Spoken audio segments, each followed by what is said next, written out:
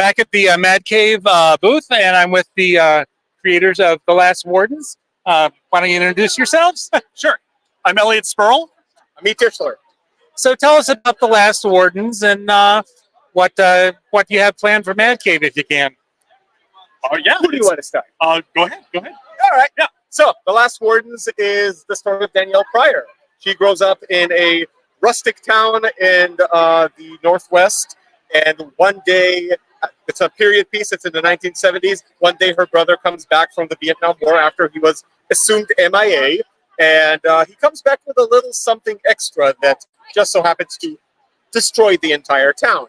But he's also being chased by this team of incompetent paranormal monsters called the Wardens, who identify him as a threat to the world. So Danny has to juggle between trying to save her brother and kind of trying to manage this team of incompetent but well-meaning goons who are essentially destroying more than they're helping. And what inspired all this? Oh, life. Well, this has been in the works for a long time, actually. I know this came originally from one of your ideas that we've continued to refine. But I would say it really comes down to being a story about failure and how to chew it up, spit it out, and ask for seconds, ultimately. That's the main core theme of the thing.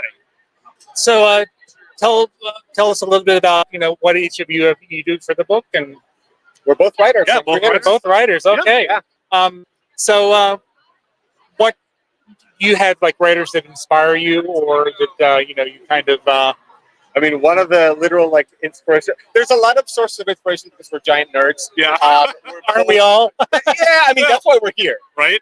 We're both big James Tyne fans, so Something Is Killing the Children was definitely a source of inspiration, both in content, atmosphere, and even like the pacing and the very cinematic feeling. We come from animation, originally, we come from film, video games, so you'll see a lot of our inspirations. But in terms of like the writing and the style, that would be my pick. Yeah, The Boys would also be another one. Oh, absolutely. Yeah, so The Boys for sure.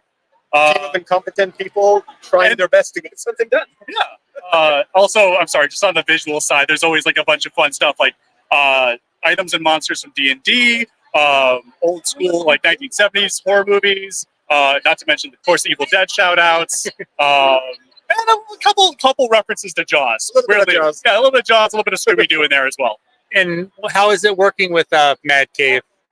Amazing. Oh my God. They've been fantastic partners. Yeah. And we've recently announced there are 2 adaptations of The Last Wardens coming. The series is currently on issue 3, but we just announced a tabletop RPG game with Studio Far Horizons that's coming out along with a trade paperback, and an audio drama with Encyclopocalypse Publications.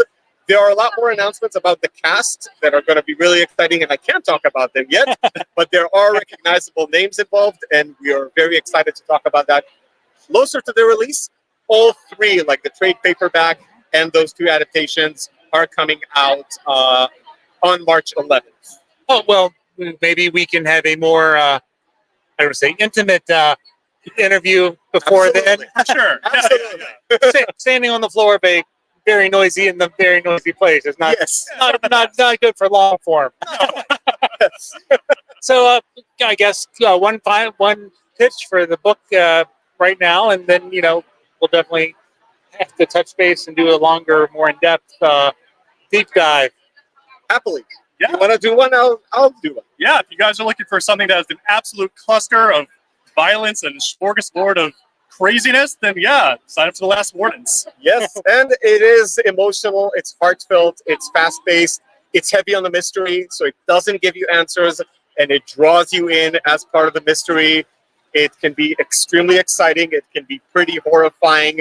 Stick around all the way to the end of the volume, and you'll see where we're going with this. And how's your New York Comic-Con been so far? Very sweaty. Yes. Yep. That sums it up. Yeah. That works. That works. All right, well, thanks again. And can people find you online on the meantime? Absolutely. Yep. We're on pretty much every social media platform. We're on Instagram. We're on Twitter, X. Our website, Elliot Sperl. We like to refer to it as Twitter. Yeah, I know. I try to cover old grounds. You can also follow our websites, ElliotSperl.com and AmitTishler.com. We're very active on social media, and we try to be very responsive to our fans. So See you there. Like I said, we'll definitely have to get together closer to the release and do a deeper dive into what makes you guys tick and how that translates into the book. Sounds fantastic. I'm glad we could get at least meet up here together at the show and enjoy the rest of the show, guys. You too. Thank you so much. You